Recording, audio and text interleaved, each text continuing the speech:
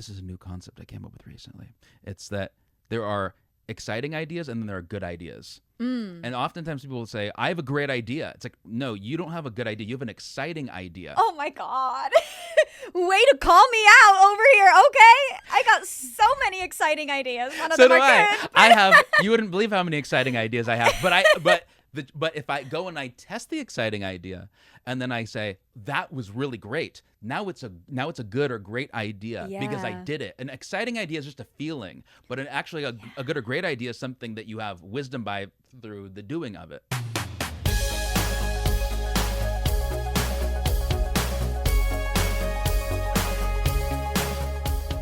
Hey Voxstar, and welcome to From Singer to Artist. I'm Lara Chapman, award-winning singer and songwriter turned viral vocal coach and the host of this show. At VoxTape Studios, we help singers from all over the world level up their voices by teaching them the 3 fundamental skills all singers need: technique, awareness, and artistry. Whether you're looking to go pro or just develop your voice for fun, my team and I are here to help. Check the link in the description to book your first session or grab some of our other resources. Alrighty, are you ready? Let's get started. Today, we are in LA with our wonderful guest. Hello, Logan Grimé. Hello. All of the cameras. Hello, Camera hello. one, camera Thank you so much for being here. two. Of How course. are you? I'm very good. I'm very excited to be here and talk. I can talk about music all day long. I know. I mean, you do talk about music all day long. That's your gig. That's what you do. And from how I met you, how I got introduced to you, social media, songwriting, mostly. Like AI and songwriting is kind of like your jam from what I'm seeing on social media. Well, I do love AI and I do love music, and I think there's an interesting future for that. And I also love human creativity. Actually, I love human creativity above all else. Okay. So I just think amplifying that is pretty sweet. Yeah. And I love how you love human creativity and AI, because I feel like a lot of times people are like, well, AI takes the creativity out of it because now we have AI writing songs for us. I want AI to do my laundry for me, not write songs for me. So you look at it completely differently, it sounds like. Yes. Well, I think with anything, it's a matter of, I don't want AI to create an AI donut or like a fake donut eating experience. I Yeah. enjoy that experience. Mm-hmm.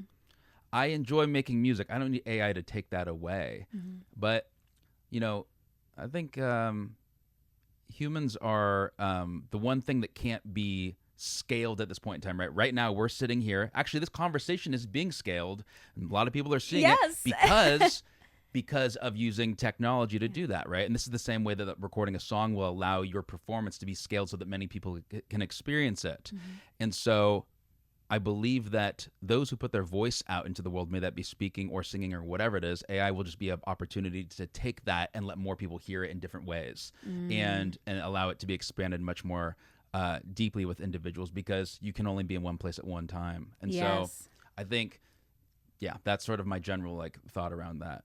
I love it. So you're looking at it as a tool to scale whatever it is you're doing and reach more people. Recorded music has only existed for 140 years. That's a very new thing. Yeah. That's brand new. So people have had it exist their entire lifetime, but in the grand scheme of songs, which have existed for thousands of years, a recording of a song is a very small part of it. Yeah. And so I just think that a human's voice is the most unique thing that you have.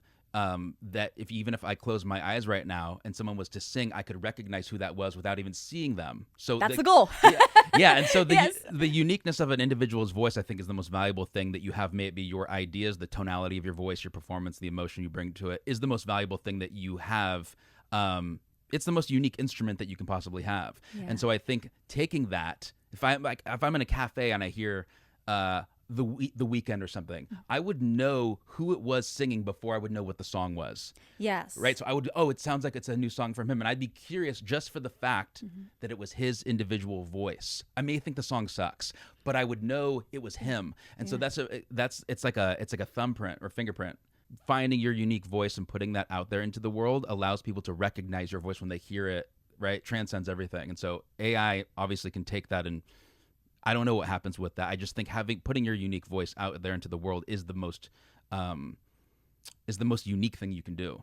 You sure you're not a vocal coach?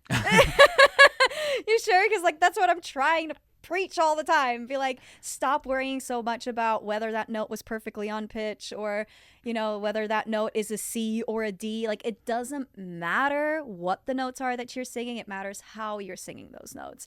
And so, you know, the expression of the notes is what matters. How you do that creatively and also authentically. So yeah, that's kind of what you were saying. Yeah, I mean, if you even think of like something like auto-tune, people have lots of feelings around that as a tool, right? Yeah. But if you simply look at any instrument, look at a guitar and look at the tuning pegs on it, right? Mm-hmm. The tuning pegs are taking the notes, or they're taking the strings and they're organizing what the notes are, so that when you play on it, it sounds delightful to the human ear. Yeah. No one's arguing with that. Yeah. And so a tool like auto-tune will basically do that for the human voice, because the human voice is an instrument. It's the unique instrument that you have. It's the most unique instrument that exists. And it allows it to organize what that is. There are millions of people that have had access to be able to create music that was more pleasing to people's ears because of that as a tool. So it's someone that would be like, I don't like that. It's like, well, you're trying to say that all the people that are now more able to express themselves and removing the pitch element of it and allow for the emotion just to come through, you think that is not a good idea? It's more people are singing because more people are expressing themselves because of that. And so I think it's interesting when it comes to singing, because it's like it's turned into a sport in many ways. It's turned into a thing where it's like it's competitive, or it's this versus that, or this is the winner. And I'm like, is that the reason why we sing, is to have it be sports? Like, is that what this is? Like, this is again, this is like music industry, or not music industry, but just musicianship, singing. There's an entire sports element to it. And even in the songwriting world, there's many like athletes that are songwriters because it's so competitive. But that really works different from, I think, the thing that really resonates with people, which is the emotion that comes through. So. Ooh, I never really looked at it from that angle, but that's a really good point that you're bringing up. And yeah, autotune is like a whole story where people are like, if you use autotune, you can't sing. You're like, a cheater. It has nothing to do with that. It's just a tool that we use just like any other tool. And pitch isn't everything. It's a very small aspect. And that is, when you look at it as a tool, right? If we look at recorded songs as a tool to spread our thing that we created, or to spread our voice, or to spread our likeness, if you will, that will also be a tool. But it will only be able to scale the thing that is worth scaling. And the thing that's worth scaling is you, right? That's the only thing that is worth letting more people, because people might be writing songs for, let's go back to The Weeknd. They might be writing songs for this individual, and he could allow it, not allow it. I don't know what the future looks like. However, there are many, many artists that individuals love because of their way of performing something. It's not about the songwriting, because they didn't write the songs necessarily. Yeah. And a lot of people don't even care about that. Yeah. You know, there are songwriters, there are performers, there are artists, there are producers. There's so many different individuals that allow for one person's voice to shine. And it may be that in the future we are allowed to write songs, more people can write songs or produce songs, and then hear it in the voice of whoever, and people fall in love with that version of it. So it's like all the different elements are, again, it's like, it's the sports thing. It's like people see things as so black and white, and that like I don't know, like certain things like American Idol, where I'm like, it removes the thing that we care about. Yeah, absolutely. And you know, I have to say, I'm a little bit guilty sometimes of comparing singing to sports, in the sense of, it's muscles that you need to train, just like any other muscle in your body. If you want to get better at it, you have to train it, just like an athlete, like a football player goes to the gym and works out to get better at playing football, right? So in that sense, I compare singing to sports, because you train something.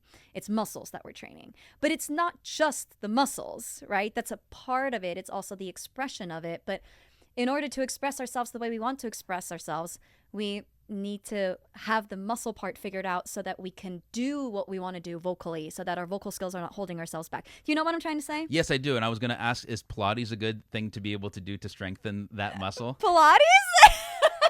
I don't know, maybe. I love doing it every morning. Maybe not every morning. I'm kidding myself if I say every morning, but maybe like 2 to 3 times a week. I'm pulling up YouTube, Move with Nicole, and she does like yoga and Pilates and bar and all that stuff. And I'm just at home in my little office with a yoga mat rolled out, downward dog, and all that stuff. And it helps with my singing, in the sense of like, I'm moving my body. I'm more in tune with my entire body, not just with my throat, because you know that's where you're singing from your throat. But if you make it a whole body experience, it's a lot easier to sing. So movement in general is always something I support. Got it. Yeah, there was a vocal coach that I talked to a couple years ago, and that's what he said. As far as like, that's what he recommended. I was like, oh, that's interesting. And there's like a yoga Pilates. I'm like, I'm thinking about this. So I can strengthen that muscle. Yeah. And there's also other voice teachers that I've talked to out there who are like, yoga is the worst thing you can do for your voice. Interesting. And then there's other voice teachers out there that I know that are like, I specifically combine yoga with vocal coaching. So they're like, I don't know how they do it, but they combine yoga and vocal coaching. And I'm like, okay, hold on. That's two completely different opinions. And at the end of the day, it's an opinion. And what works for you might be different than what works for me. So at the end of the day, you just got to do what works for you. Yeah, that's interesting. I agree. Yeah, you got to do what works. I always like to say, like, you got to do whatever it is that you enjoy doing, but you'll consistently do. If you'll consistently do it, that's way better than not doing anything that's just an idea. I like to look at ideas as being, there are this is a new concept I came up with recently. It's that there are exciting ideas and then there are good ideas. And oftentimes people will say, I have a great idea. It's like, no, you don't have a good idea. You have an exciting idea. Oh my God. Way to call me out over here. Okay. I got so many exciting ideas. None of So them do are I. good. I have, you wouldn't believe how many exciting ideas I have. But if I go and I test the exciting idea and then I say, that was really great. Now it's a good or great idea because I did it. An exciting idea is just a feeling, but actually a good or great idea is something that you have wisdom by through the doing of it. So, and Oh my maybe God. Pilates is one of those things. Okay, I'm going to steal that from you Take it. or borrow it, whatever we want to call it, so it's not so negative. But wow, an exciting idea and a good idea, they're not the same thing. A good idea can be formed through not even an exciting idea. It can just be formed through experience. Yeah. Right? You didn't necessarily have an idea and then you did it and then you learned from it, right? And I think another thing that's weird, this is a little off, but like a good idea or a great idea is something that you most likely won't even get credit for in any type of way once it's happened, because more people will just see it as reality. They'll just be like, that's just what's happening. You could say that, hey, it was a good idea for you to come on and do this podcast because of X, Y, and Z, right?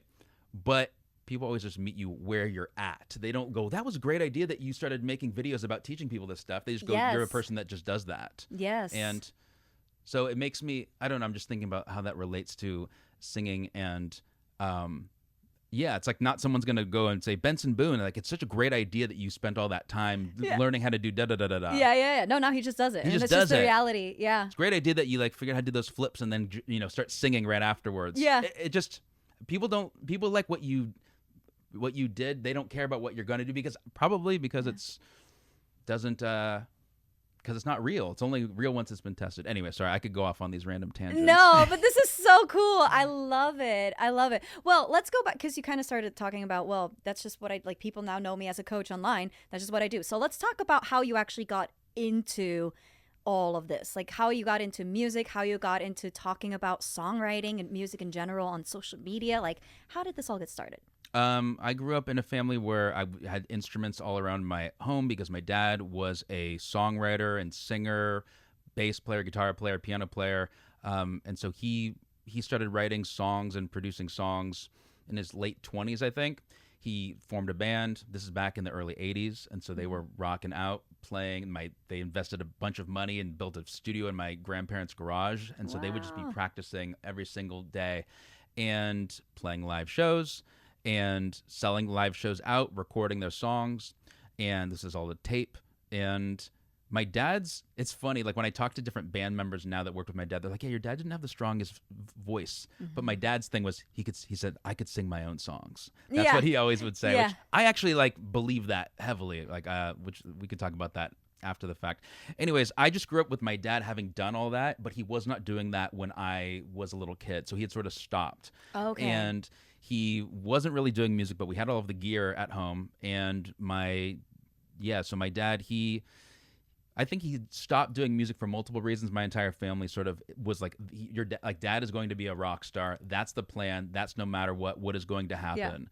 Yeah. And so everything was put on the line for that. But then he had 3 kids and he was just sort of like, I don't know, wasn't doing that. And was also had like a bad drug problem. And so I just grew up with my dad he was somebody that did music, but I wasn't totally familiar with what it was. And I had heard his songs at home through recordings of them. So I always had his songs like stuck in my head, and I knew about them for that, but I saw him like play stuff a little bit here and there, just sort of messing around. We didn't really play music together, but he helped me when I started getting into music.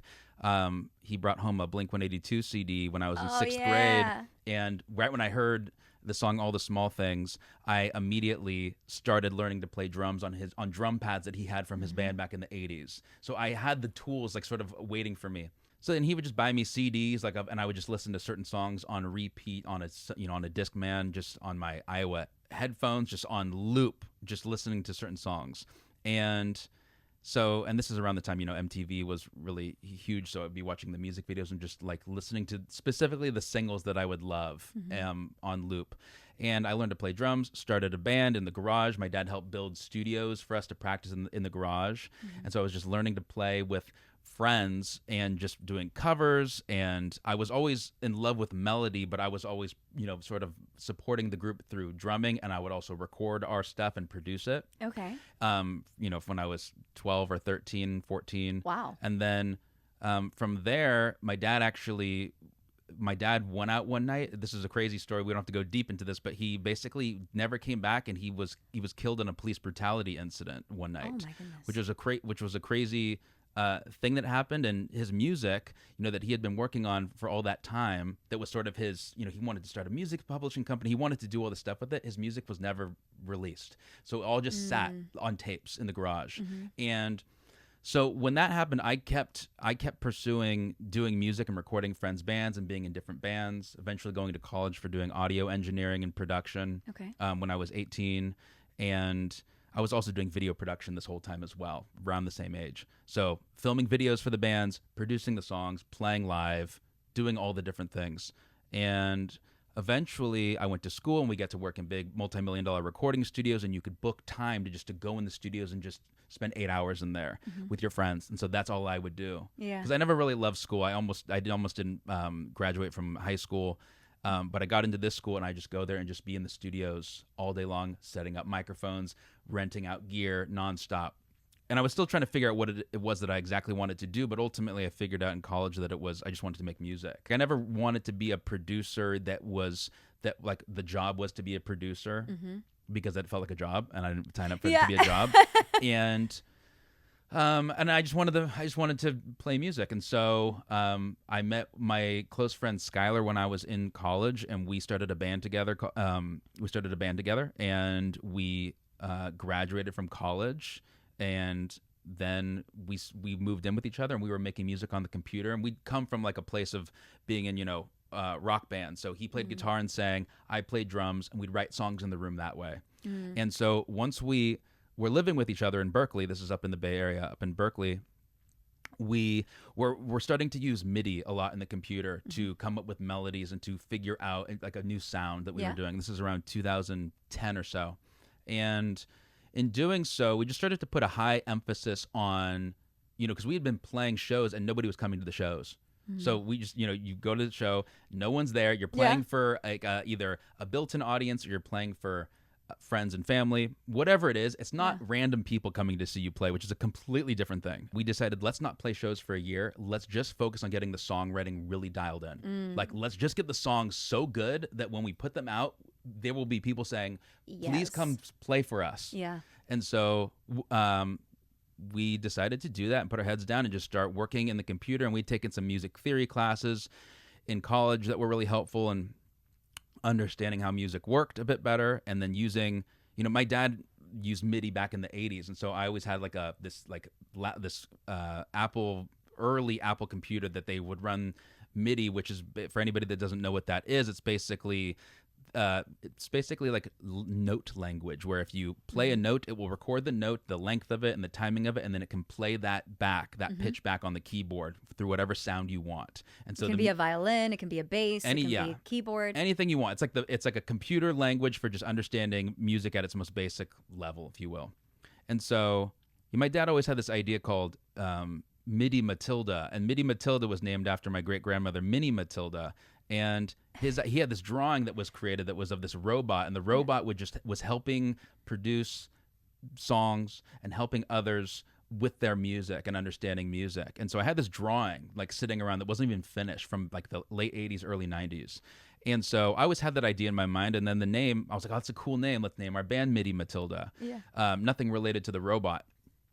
And so we did, and we started writing our songs, producing music videos, and it worked. We put out our music, and it was within a couple, months or weeks, it was circulating all over in different blogs all over the world. Wow. On different, when music blogs were more of a thing, and which led to millions of streams. We sold out our first show to over 400 people. We got a manager, booking agent. Wow. We got signed. We went on tour. We opened up for Paul McCartney. Well, hold on. Let's pause right there. You opened up for Paul McCartney? Yeah. What the heck? Yeah. Dude, that's so cool. Congratulations. Yeah. Thanks. Yeah. We did a bunch of cool stuff as a band that was really exciting, and was stuff that we'd not done before, but it was really a matter of just taking a step back and putting high emphasis on specifically the melodies and the crafting of the composition, so that what we recorded would resonate. We were very intentional about that, and it worked really well. Eventually, we in like 2020, we decided to take a break just to explore our own projects. We'd always been doing projects together since college, which is crazy to think about that. And Skylar was going to work on his music, and I was starting to work on my dad's taking my dad's music from the 80s and actually reproducing it and bringing it back to life, which I'm working on right now.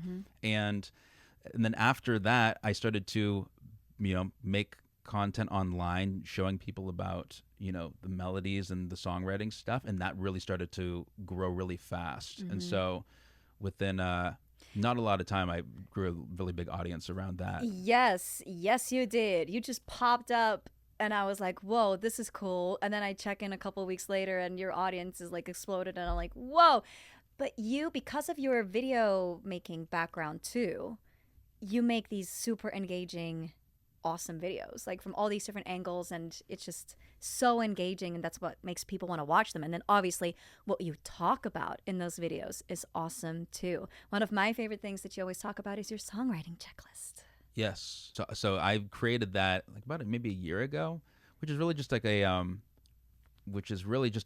sort of a focused list of ideas of things that most people seem to be unaware of when crafting a song. And so that's sort of what I do now is, make individuals more aware of what's going on in music that they love, as well as being able to deliberately put those things into the songs that they're creating. Yes. So oftentimes when people are writing songs, they see it as being this very floaty, open, lofty thing, but the songs that reach the most people are always much more crafted and much more focused. Yeah. And so, and especially when it comes to melody, which is like the most universal language that exists, that it's, if you fundamentally look at, if you just imagine somebody in a karaoke bar, right? They don't have notes on a screen. They have words on a screen, because words are a lot harder to remember than melodies. Notes. Yes. Right? People can remember melodies and sing along very easily. It's very intuitive. Kids, older folks, whatever it is, all through time. And so if you simply say like, okay, people can remember melodies well, okay? And a song in a very specific sense is the melody and the lyrics, not the chords or the drums or the recording or the mixing. It's the melody and the lyrics. That's what gets copywritten. And so you can change the chords out, melody will still stand. You can change all those elements out. You cannot change them. If you change the melody and the lyrics, then people will stop recognizing what it is. Yeah. And you can even change the words and people still recognize it because of the melody. If you look at what a melody is simply rhythm, and then it's not even a rhythm with notes. It's a rhythm with relative pitches. Right? Because if you have Yesterday from Paul McCartney, right, you can put it in any key and you still recognize it. Yes. Because it's just the relationship of the notes. And so when you simply break it down to that, you go, okay, then it's rhythm with relative pitch lengths, right? Shorter notes, longer ones. And so the big thing, the big thing that I focus on when helping others is patterns and the rhythm of those patterns. Because if you simply take somebody's ability to, if they're crafting a melody and you focus their rhythm in and you lock that rhythm, I'm a drummer, obviously. I come from like a simple drum mindset with this, because I know my place in understanding music theory, and I understand what's useful, and having individuals focus in on rhythmically locking in and being deliberate about that and putting that as a priority over what's being said, it immediately makes the melodies way stronger. Like I do exercises with people that are in my programs where I will basically give them like phantom rhythms where I can take like a hit song, right? Remove the notes out of it, so now you just have the rhythm of it. I'll give you chords because chords are not the melody. Yeah. And I would just basically have you turn the notes on, and the rhythms themselves will make a melody sound a million times stronger. There's so many things that you brought up, and I'm trying to figure out where to start. Melody is king, is something I always say. Melody is king. Because I grew up speaking German, not English, but I would always sing English songs. I had no idea what I was singing about. I didn't know the words either. I just mimicked the sounds that I heard. And so melody is everything. And I think with a lot of singers who are trying to maybe write their first song, they don't play any instruments. They, they don't make chord progressions or anything like that. They just write lyrics and melodies. What would be like a quick little tip for them to like get started with writing like a decent song or song section, even just if they just have melody and lyrics? I would say the first immediate thing to do is to go and start to visualize what the melody is. You can go on. Okay. There's a website. This is I most of my teachings are done with a website called hooktheory.com, and on that website it allows you to visualize what melodies are through a color-coded system. It's a chromatic system. Okay. And by simply visualizing songs that you love already, you can. It's not hard to see like building blocks as far as what a song, what a melody is. And so, oftentimes when someone has created a song, they're not super deliberate or specific in what the pitches are, right? They may have notes that are a little bit out, right? Imagine the guitar again, right? It's like getting it out of tune. Yeah. Humans do not enjoy when something's out of tune like that. Yeah. They do not. And so if your melodies, if you're recording something and you're not, if it's not in pitch, right, with the key that something's in, that a song is in, it will immediately sound wrong to a human, a fellow human, a fellow music absorber. And so making sure you're deliberate in what the melody is. It can't be loose. So what happens is songwriters. I was at an event at this well-known songwriter named Justin Tranter's house for this it was like a songwriting award ceremony for my friend Jesse, who hosts an event in LA called Jesse and Friends. It's like where songwriters are showcased that have written hit songs. Wow. And there was an event that was at his home. And I just noticed the conversations, right? I'm very much aware of the mindset of like a producer versus a songwriter versus an audience, someone that's listening to it. And generally songwriters are just not focusing on the melody as a thing. Most songwriters focus on what they're saying. But people that listen to music generally focus on that second. Yeah. And so it's not, and it's not to take away from what is being said, right? I think like lyrics are immensely important, but you have to be like real about it. You were saying that English wasn't your first language. Okay, so most people do not even know what the words are. Like let's say like a popular Beatles song, right? Let's just say Yesterday is one of the most popular songs ever. Yeah. Let's just for the sake of exploring this. And most of the world doesn't speak English. So most people don't know what the words are, and they love it. They can all sing. They love it, right? Because melody crosses every single language because it doesn't. You can speak any language and you can know what the melody is. Yeah. And it's really about the delivery and the feel of that melody, right? That gives that human life to it. If you don't focus on that, you could it was so much harder to connect with people with your music. And just write it down. Write the words on paper. If it's about what you're saying, then just write it on paper. Make it a poem. Yeah. But if it's music, if it's a song, if it's we're using melody as a way to communicate those words. However, the stronger way of writing a melody is to allow the melody and the feel and the rhythm of it to be the number one priority, and then have the words conform to that. Creativity, I think, is best born out of constraints anyways, right? We're constraining to a key that we're in. We're constrained to that. Constrain what the melody can be, and it allows people to actually care about what you're saying much more because they can actually hear it. If the melody is something they can latch onto, they're going to listen to what you're saying much more. Yes. I always love it when people are bringing, like our students, singers, when they're bringing in their own original songs and we work on them, like how to sing them. Most of the time, it's like, hey, that word feels so weird in that melody that you that you wrote, either like it's the stressing of it is weird, where, you know, like you're kind of like almost mispronouncing the word because of where the stress is, the emphasis of the word, or like it sits weird in your voice and it doesn't come out right, whatever, like right in quotes, right? And so it's often we make songwriting tweaks then to get the vocals to come out the way they want to, because they're like, this feels weird and I don't know why I don't like it.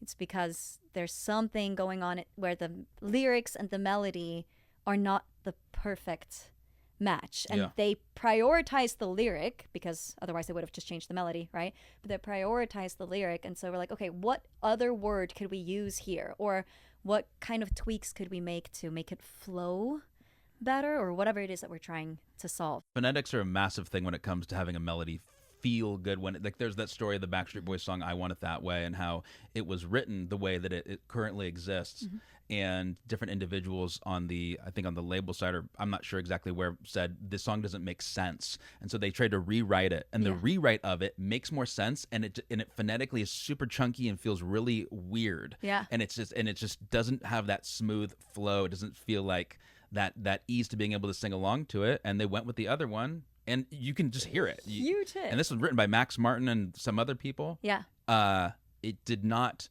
flow well, so the flow of it was prioritized over exactly having it mean something. That's a beautiful thing about the English language, is that you can bend words in particular ways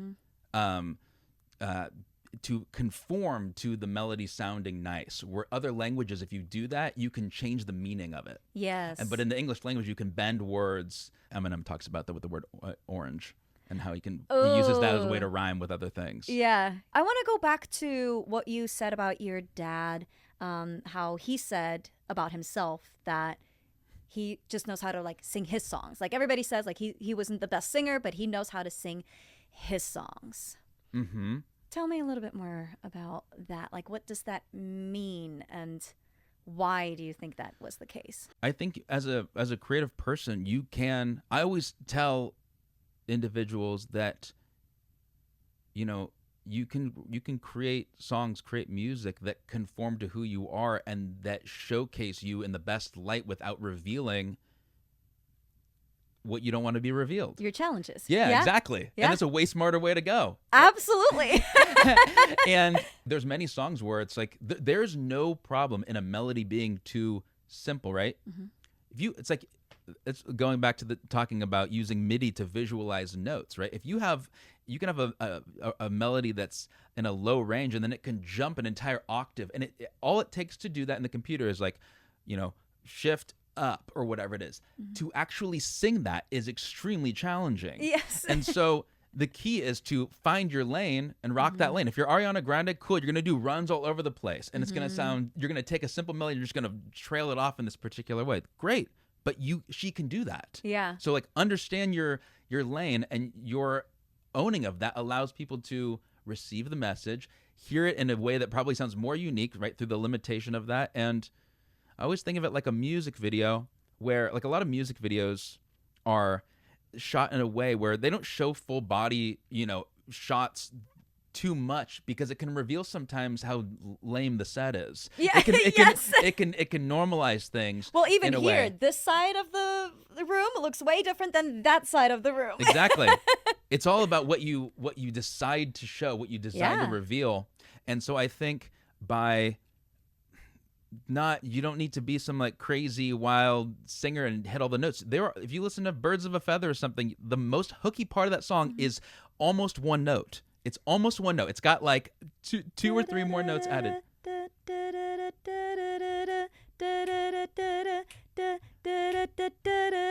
It's literally two notes. Yeah, 2 billion streams. I mean, I'm not saying that that's the only reason why, but that is, you know, a big conversation around that song is that they always say like, well, people think it's the chorus, but it's not the chorus, it's the pre-chorus. I'm like, yeah, but it's the most hooky part of the song. It's a beautiful thing that some of the greatest melodies are actually melodies that are just repeated a bunch, and then using harmony to make it feel like it's evolving, and using lyrics to make it feel like it's evolving.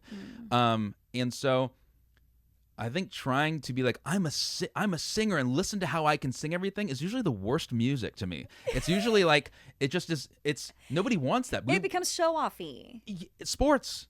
Yes, it does become Like sports. it's like when you have like overly clever lyrics. I'm like, get out of here with that. I would rather have something be abstract and let me interpret it. Great art is something that can be interpreted by an individual and they make it their own. And so going back to just like my dad and the singing, yeah, I think he did sing his songs. You know, when I listen to recordings of my dad singing, he, in comparison to a lot of people that I know sing, he actually had a great voice because they didn't have auto-tune and they didn't have any editing. So every take is a full take. Yeah. It's a full take. Which and is so, so hard to do. It's so hard to do. Yeah. And a lot of music that we listen to these days, even on social media, even if it looks like they're singing live, Yeah. it is not live. Or even if it was sung live, it was edited after the fact and then the video was matched with the audio. So we don't ever hear true live one take vocals anymore. Well, I would even say, what is reality, right?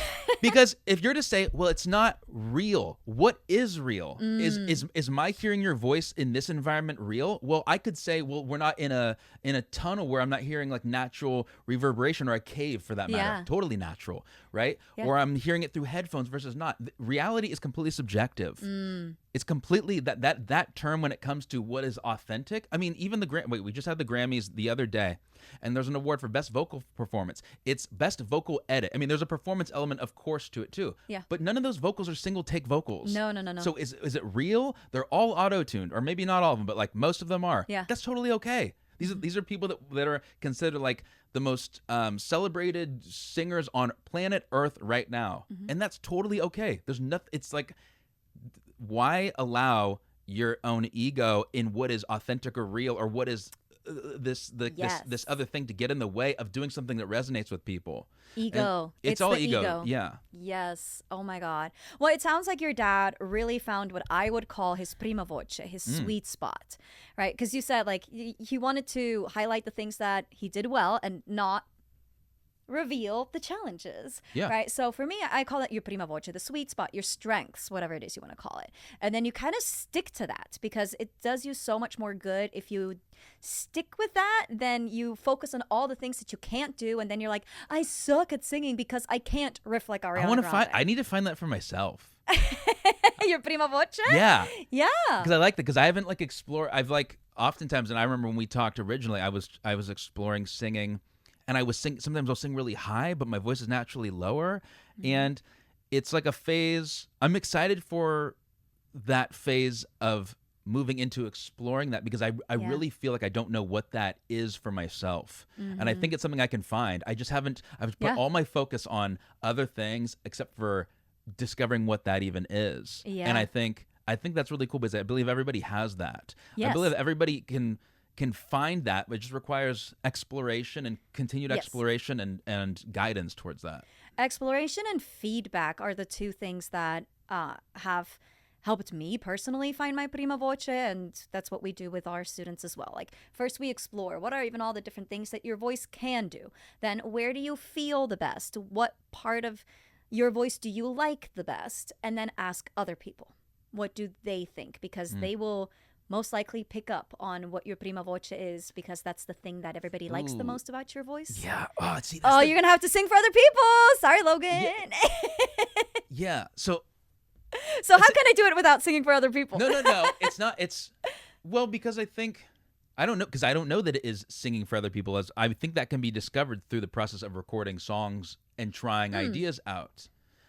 I think I can detect that in other people easily. Yeah. But it's not something that I've tried to. I mean, I've explored it a little bit in myself, but it's something that I've never intended to do that. Yeah. I've never seen myself as being somebody that's like a singer, or even being like the front person of a project. But it's one of those things that I feel like is an inevitable thing that I'm curious of exploring, that because it feels like a thing it's something to work through. And I think I probably have a lot of emotion backed up around just my dad and his voice and everything that happened with him, to where I just like don't even like explore that for whatever reason. Maybe unconsciously, I don't even know exactly why. But I think anything that's like, it feels like a challenge that seems beneficial is something that's worth exploring. And again, like, there's so many things that I can say about other people that I go, well, then what does that mean about me? And I go, well, I guess that means, it's like, because I've always the songs that I've for the most part made have been ones where other people are either singing them, or it's like I'm in a band and that person is singing the thing or whatever it is. But I'm like, but if the voice is the most valuable instrument and is honestly like, gosh, I don't even know in the future with like technology and AI and stuff, maybe it's literally the only value that we have in certain capacities to be like, it's you. Like, I like what you, I like you. Yeah. And so for everybody to find that, I think is extremely just, I mean, it's honestly just logical. Yeah. I'm if we put it that way, yes. I'm a Gretchen Rubin questioner. And so to me, it's like, if it's logical, then I'm like, well, then I don't have a choice. I just have to like move in that direction. Well, now you're going to have to explore your singing. Well, shit. Okay. I love that.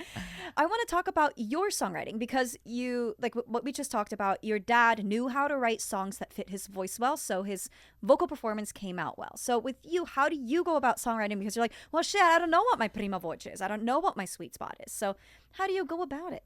My process that I've discovered over the last couple of years that I really enjoy is by kind of, because I create music, right? I'll create a track and I will throw a heavy amount of auto-tune on it for the sake of exploration within the key that I am in, right? I don't want to be coming, because this is for talking about all the melody stuff. My pitch can suck when it comes to identifying a certain note or identifying a chord. It's kind of hilarious to me, honestly. Yeah. Because it's like an oxymoron. It's like I'm very well aware of my lack of ability to hear certain notes or know if that's the fourth. I just am not good at that. Yeah. I can see and understand the patterns, and so when I throw on some auto-tune, it can allow me to try things that I wouldn't normally try, and also I love that as a tool to discover notes that you didn't even realize were in the key that you're in. You're like, oh yeah, that note is here, and my hitting this note so off right now, it's pushing it there, and then I can say, oh, that's actually a cool melody I wouldn't have come up with. I'll sing it that way.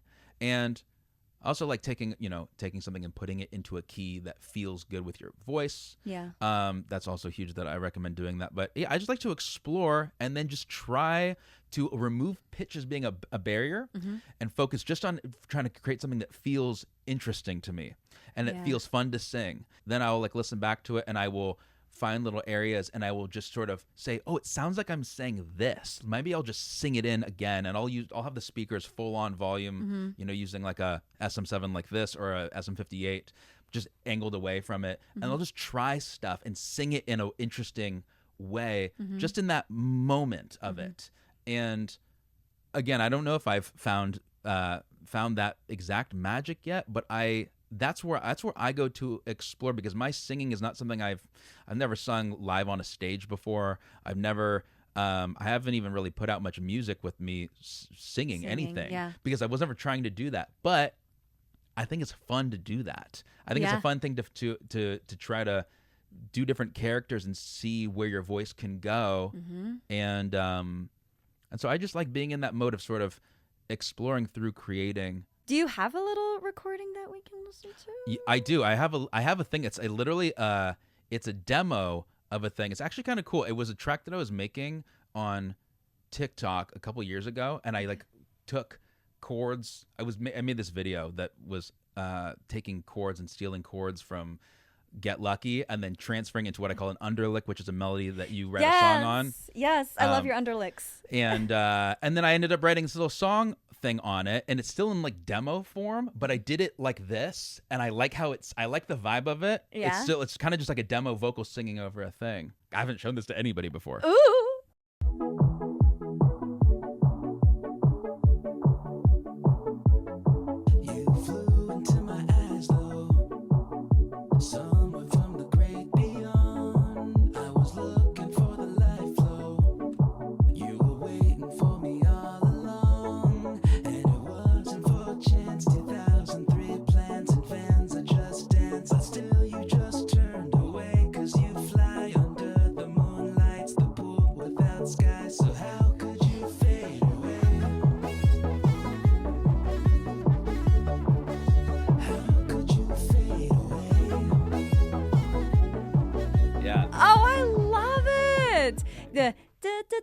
Like in that pre-chorus is maybe what I would want to call that. I'm like, hold on, there's no time to take a breath, right? So my singer brain is like, where would I breathe?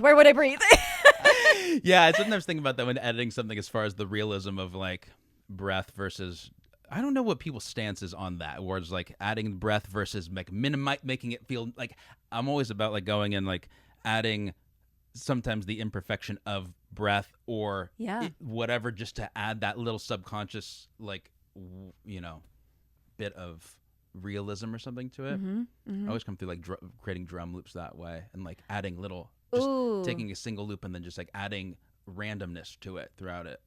Oh, I love that. I've heard other like production people talk about that too, to just make it sound a little bit less perfect. Yeah. Because sometimes if it's too perfect, then the human ear is like, this is kind of robotic, you know? There's an interesting line between something being, humans generally love things that are actually like overly formulaic and robotic.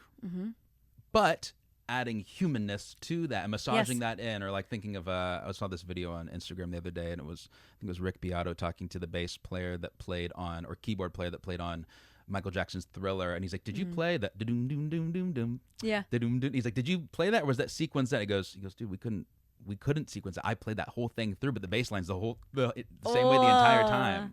So when I hear things like that, I'm like, we have so many tools now to be able to very easily loop things, but like doing your best to add a human element to it. I think add something that is hard to explain, but people can feel it. Yeah. Thank you so much for sharing this with us, by the way. I love this. And obviously you can clearly hear the auto-tune, right? This is not like, this is the finished vocal or anything like that, but it allowed you to explore. And, in some of the parts, you can barely hear the auto-tune because it didn't really need much. In other parts, it was heavily auto-tuned. And for me, it's just so interesting to hear what those parts were, because it shows me clearly where you were a little unsure of where the melody was going to go. And so you used your tools after the fact to make it whatever it is you wanted it to be.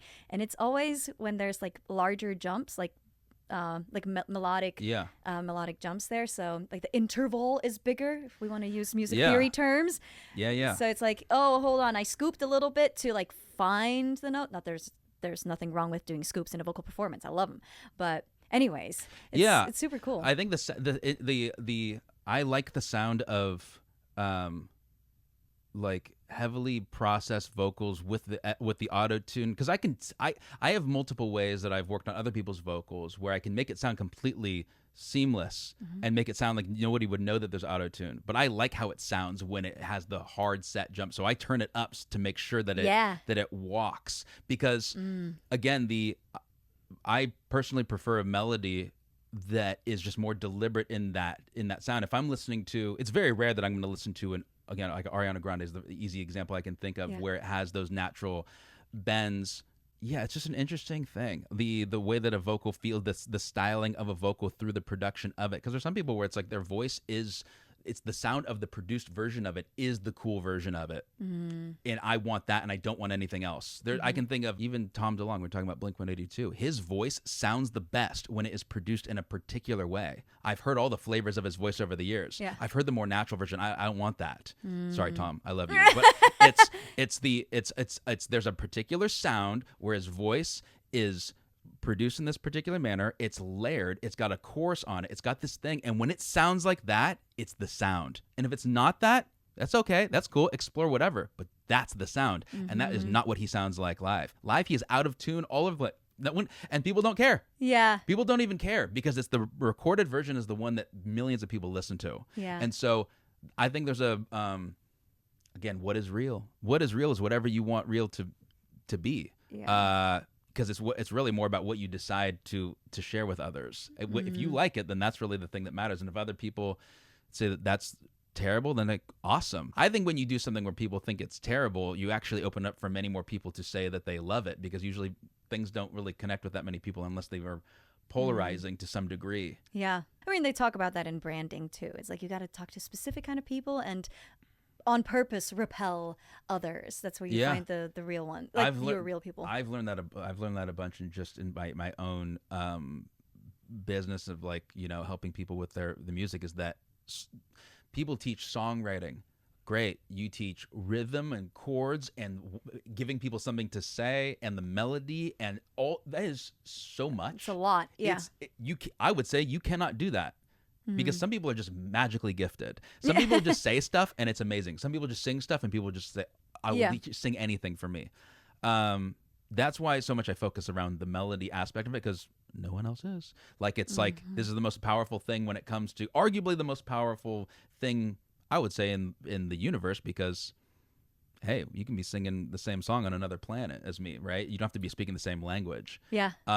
And it's also the least focused on thing when it comes to, helping what their voice stand out. I feel like sometimes people focus even more on chord progressions than melodies. And I'm like, why? Like, that's yeah, they're free, copyrightable. Steel chord progression. That song that I played earlier, that was Get Lucky, but I made it melodic, so I made it into an underlick. So cool. Like, no one would ever know.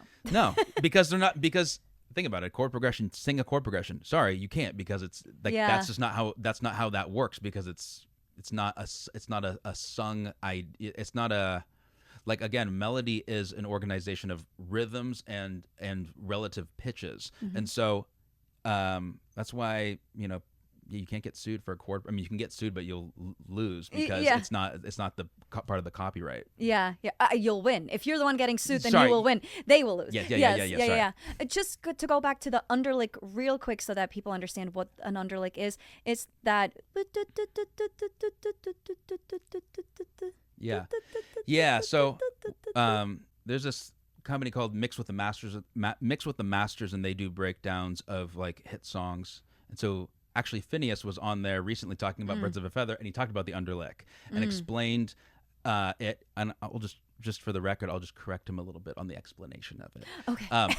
But a underlick is a melody that stands on its own, but also lives beneath the vocal line. So it has the root notes of the progression within it as well. And so if you have the root notes of a chord progression, you can allow movement underneath a top line melody, the what is sung or what is played on a guitar, whatever, like a very specific melody.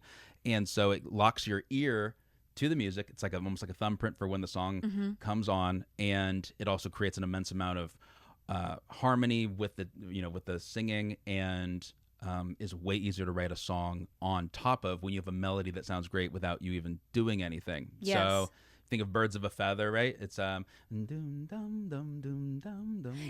yeah. I'm like, hold on, I'm not hearing the song in my head. Like but that, yes, so it's like that melody plus the bass notes, doom, doom, whatever the bass notes are of it, right? It's a combination of those two things together, because there's natural harmony that's created there, and then the whole song is written on that the entire time. What about the song Under Pressure? Is that an underlick too? Yeah. Big thing that people get with the underlick is that it is a melody that stand alone. People call it, that's a motif, that's a counter melody. It's all that. It's all that. Right? Call it whatever you want. Call it whatever you want, but specifically, like if you were to say like a riff, okay? A riff doesn't need to live underneath a vocal line. Doesn't need to do that. It's just like a melody, right? Repeated melody. Yeah. So it's not that. Or you can use the word motif, but really having the notes of the chord progression of the root notes of it is really, really important, because that's where all the movement happens. So for anybody that's listening to this, if you just take a simple melody, like a 1-bar melody or 2-bar melody, and you simply just repeat that on loop, and then just take on a keyboard or whatever, take your left hand and just change the bass notes. That's all you do. That is how you create magic, and it's basically by taking a melody and recontextualizing it with new harmony. And so that's like what Birds of a Feather, that's what a million songs do. I have a whole playlist that breaks this down. I think this is where a lot of singers who start writing songs get a little sidetracked with their songwriting, because they feel like they have to change the melody over and over and over and over again, which then doesn't create any repetition, and so it's not memorable. Yeah. But they think they have to do the entire work with the vocals, when there's a lot of work that can be done in the music. Yeah. When it comes to melody, repetition, like what's repeated is remembered.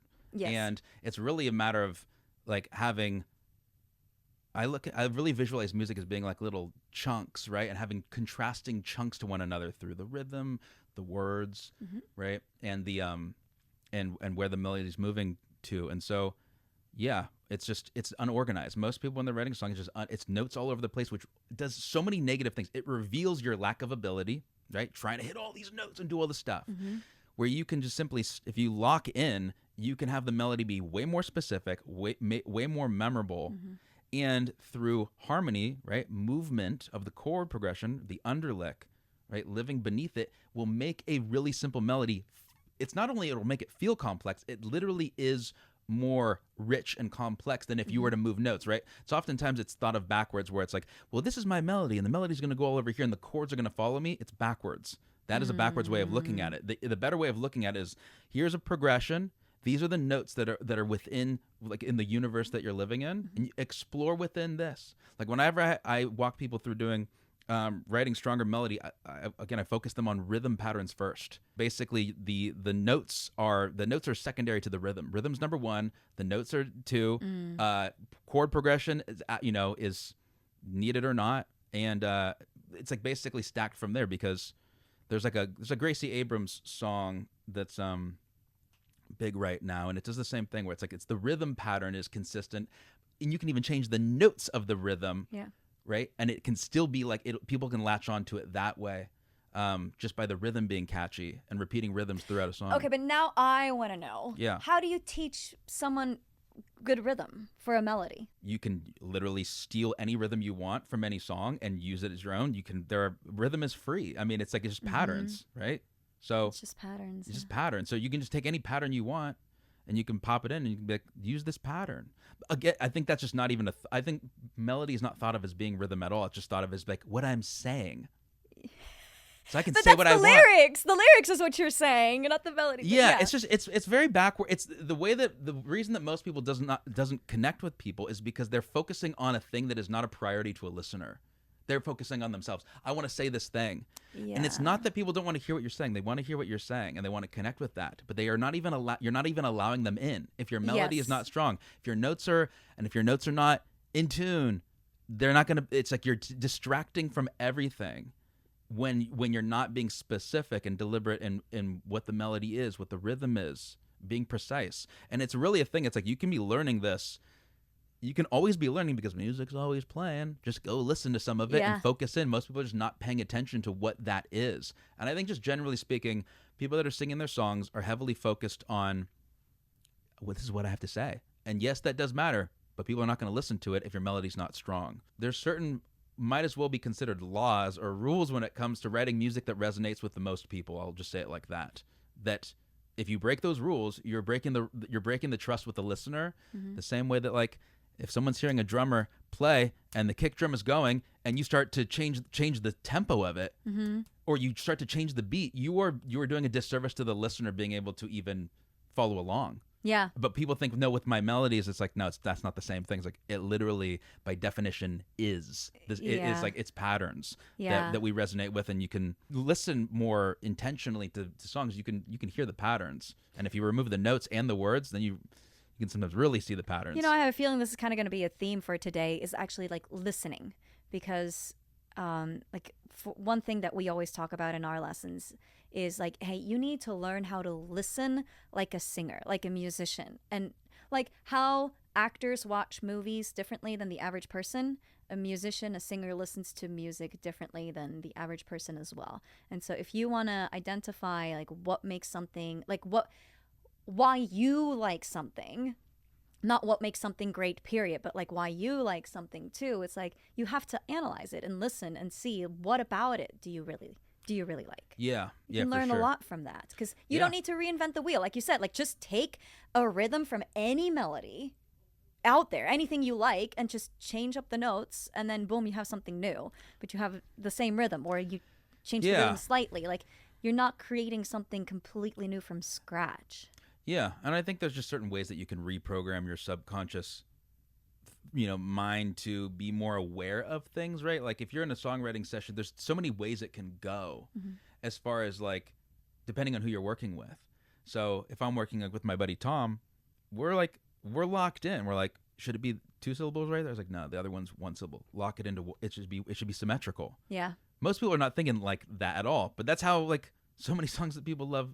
They do that, and it's a matter of being not overly obnoxiously analytical and like sitting there like a scientist in the computer. It's about being just more conscious about what you're doing and more aware of what the pattern is, because it's like, or don't, and do whatever you want. Yeah. But just know that songs that generally reach the most people, that people can sing along to immediately, Mm-hmm. follow guidelines, and then you break those guidelines. But if you don't know what the guidelines are, then there's nothing for you to break. You're floating.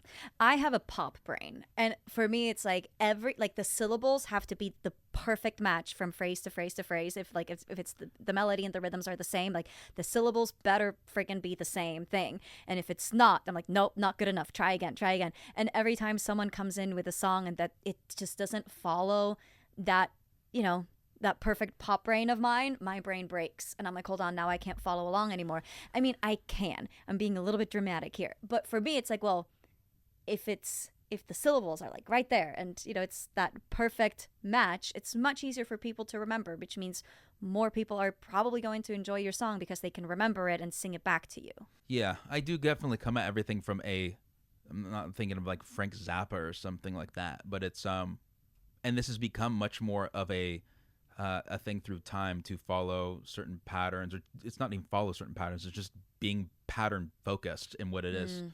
And so, yeah, if you are somebody that's not trying to do something that you care at all about people being able to remember it, then you can do every single note you want. Like, go for it. It's just a matter of if you're going to be aware of, it's not even a matter of being overly focused on what that pattern is, but just being more focused in, being able to follow rules so that you can break those rules if you want to, but at least know that you're doing that. Yeah. Like one I have is the, or that I came up with a name for is the tri-loop twist, which is very simple. It's just an AAAB pattern, But see, I love that you're giving it like AAAB for the melody, right? Because like we talk about AAAB all the time for like rhymes, like an ABAB rhyme or ABBA rhyme or whatever, but no one's familiar with that for melodies. But it's the same. Anyway, sorry. Go ahead. No, for sure. It's as a separate standalone thing. I mean, if you go back to Birds of a Feather, it's a great example because it's like I think most of the whole song is AAAB for each section. Really? They're just different melodies doing it, and there's little vocal inflection, little flair that's added to it. But at the core of it, of what the song is, the thing that people sing along to, it's for the most part. I'm gonna need to listen to the song because I know it from passing, but I But I do want to put your melody being the most important thing to the test. If you're up for it, play a little guess the hum game where you're just humming and I have to guess the song. Meaning all I'm hearing is the melody with the rhythms and the relative notes, right? So you can even pick what key you want to sing it in. I always do. Oh, all the single ladies. Yeah. All the single ladies, but in a different key. You did it in a different key. But do you have perfect pitch? No, I do not. I absolutely don't. What are you basing that off of?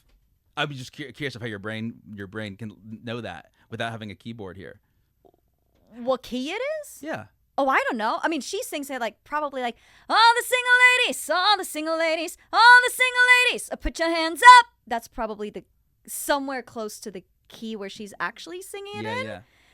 But I don't know. Somewhere up there. I base it off of what it feels like in my voice. Oh, interesting. And what the sounds that I'm hearing. Cool. Like, is she more mixy? Is she more heady? Is she more chesty? How rich is it? How bright is it? All of that, the vocal performance informs the key for me. Cool. Well, let's see if you can guess mine. Nope, I'm not going to do that one. I can't hear the song right now. Oh my God. Went to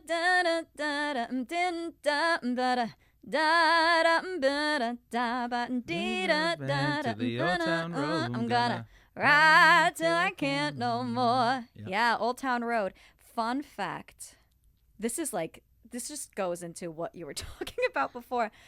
I, for the longest time, thought they were singing, I'm gonna take my horse to the hotel room, I'm gonna ride till I can't no more. I'm like, what the fuck is the song about? It's still weird. Why is he taking the horse to the hotel room? It's like, what is it? Yeah, Old Town Road. I didn't know what the song was called.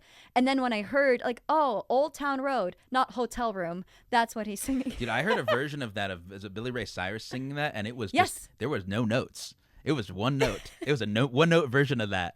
It was crazy. I love it. Let's do one more. Okay.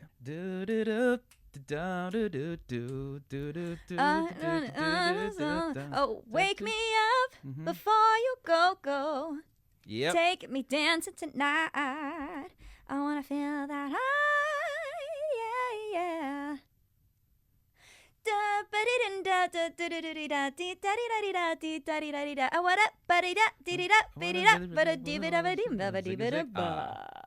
Another perfect example of what this chorus means. Absolutely, like there's no lyrical meaning in this chorus, That's okay. and everybody knows it. It's a world famous song. It's just so. Tell me what you want. Yeah, there's an interesting point. Like I've a conversation I've had about in regards to like the how do I say this, the distance between of melody being a much more of a focal point versus it not, how it matters or it doesn't matter. At the same time, you can write a whole song that means nothing and it just has a bunch of great melodies, and it's that can be a really hard challenge to do that, to basically inject meaning into something that doesn't have any. And so I guess it's different for everybody. I know that Gracie Abrams song, That's So True, I heard her talking about that, and she was saying that it was a song that they had the melody for it for months and they didn't have any words for it. Oh, really? And there's some like non-lyrical melodies in that chorus, but it can be easier to have a lot of people like to start writing a song with a concept, so there's a guidance, because sometimes you can be like, what is this? Yes, yeah. That can be easier to do on your own, I feel like, to be abstract in that way. But if you're with somebody else, having a guide, like some type of guiding information that you can relate to, is useful. I do see that, where it's like you write all your melodies on like a keyboard and you can be like, why are we what's the reason for even this thing existing? And so it's definitely a balance of having awareness, right? And even that's a quiet awareness within your mind when you're working with somebody, to be guiding things. Because everything comes down to like, what's the filter for this thing getting out into the world? That's like what a great producer can do, is understanding like, this is not as strong, or like, how do you guide someone to say, maybe we could say this, is there a one syllable you can do right there? What if you don't change the note right there? Because that's what most of the time it's just going off the Old Town Road. Yeah. Oh my God. I love that. Thank you so much for sharing all of these great insights. I definitely learned a lot, and I'm sure everybody watching or listening has learned a ton as well. I do want to end with the question that I ask all of our guests. And that question is, what to you is the difference between a singer and an artist? Because that's what our podcast is called, From Singer to Artist. A lot of people can sing, right? I think most people sing something. Does it have to sound great? I don't know, right? But an artist is someone that's looking to express something that is uniquely them, and is, like we were talking about earlier, looking to put something that is identifiable as theirs into the universe. I would say that it's about expressing something that is, it's uniquely yours. And there's a lot of people that sing that all sound the same. You can't tell the difference. And so finding that uniqueness, I believe that's something that everybody has, and that's oftentimes more about the individual pursuit to put something into the world. If you think of like a painting if you think of a painting in a gallery and it's got just a random like red mark on it or something, people are like, I don't get it. I don't understand why this is here. Well, maybe the meaning, maybe there's a story behind it, right? Maybe there's an individual behind it, and that is actually the value of the thing existing. And it doesn't make sense to a lot of people of why I even find that. But I think the banana. Did you see the banana? Yeah, the banana, exactly. The banana with the duct tape. Exactly. It doesn't make sense, right? But at the same time, especially with like stuff like AI, it can generate quote unquote art. Right? It can just generate stuff, and it can sit at the airport on the wall and people don't even pay attention to it. There's no meaning with it. There's nothing behind it other than it just is a visual thing. And a lot of people that are not really tapped in just experience reality as non-meaning. And so I think it really comes down to the meaning that you give your singing and the discovery of your uniqueness of what you can put into the world. So that's sort of what I think it is to be an artist versus just a singer. Meaning. I like it. Thank you so much. Thank you for being on, Logan, for sharing your wisdom. Thank you for taking the time. You're a busy man, so thank you so much. Where can everybody find you? You can find me on Instagram and TikTok, Vibe Machine, spelled VIB3. Vibe Machine. And then if you want to grab the free version of that checklist I mentioned, it's the songwritingchecklist.com. Perfect. I'll definitely be sure to link to that. Thank you so much. I love your checklist. I love all your videos that you make about it, because it really points out how, like, you're breaking down different songs and like why they are great. And I think that's super cool. So thank you so much for sharing your wisdom with us on the internet and with us here on our podcast. So Awesome. thank you. Thank We'll you. see you next time. Sounds good. Thank you.